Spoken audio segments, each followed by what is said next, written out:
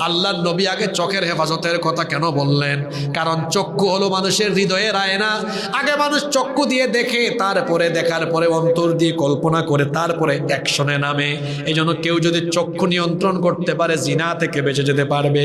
এজন্য আমার যুবক ভাইদেরকে বলবো, মোবাইল চালানোর সময় আজে বাজে ভিডিও ছবির দিকে চক্ষু দিয়েন না। দেখবেন জিনার খায়েশ আর আসবে না।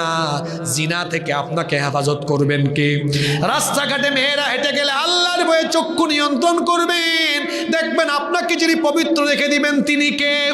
যে সকল যুবক ভাইয়েরা আল্লাহর ভয়ে নিজের চরিত্রকে হেফাজত করবেন, আমার নবী সুসংবাদ দিয়েছেন, যে যুবক তার চরিত্র ঠিক রাখবে, চরিত্রের জিম্মাদারি গ্রহণ করবে, কাল কিয়ামতের দিন ওই যুবকের জন্য আমি রাসূল নিজে জান্নাতের জিম্মাদার হয়ে যাব। যুবক ভাইয়েরা, নবীজির সাথে জান্নাতে থাকতে চাই কি চাই না? আমরা জিনা ব্যভিচার ছেড়ে দিব ইনশাআল্লাহ।